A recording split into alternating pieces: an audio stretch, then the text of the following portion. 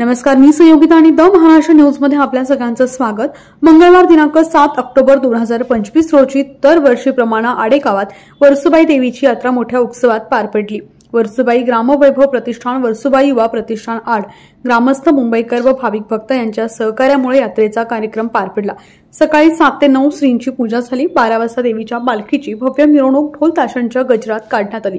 3 वाजता मान्यवरांचं मनोगत व भाषण झालं आणि 4 वाजता कुस्त्यांचं जंगी आखाड्याचं पूजन व्हाईस चेअरमन विनोद शिंदे व माजी चेअरमन धोंडीवास सावंत यांच्या हस्ते झाले। कुस्त्यांच्या कार्यक्रमासाठी घड्याळ, ढाल, शिवप्रतिमा, ट्रॉफी व 10,000 रुपयांचं रोख बक्षीस ठेवण्यात आलं होतं। वर्सुबाई देवीच्या मंदिराचा जीर्णोद्धार करण्यासाठी विकास सोसायटीचे चेअरमन माऊलीशेठ सावंत यांनी 1,11,111 रुपयांची देणगी यात्रा कमिटीकडे दिली। यात्रेचं संपूर्ण सूत्रसंचालन नंदुनाना लोखट व नवनाथ आबाजी सावंत यांनी केलं। Bureau report, the Maharashtra news, Pune.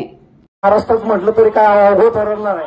आता नवरात्र उत्सव देवीचा या ठिकाणी संपन्न होऊन आपल्या वर्सुबाई मातेच्या पहिल्या हा उत्सव या निमित्ताने तयार होत, कुस्त्यांचा आखाडा होतो। आपल्या भागातील मावळ तालुक्यातील असतील, परिसरातील पुणे जिल्ह्यातील भाविक असतील, या ठिकाणी वर्षभर श्रद्धेने येत असतात।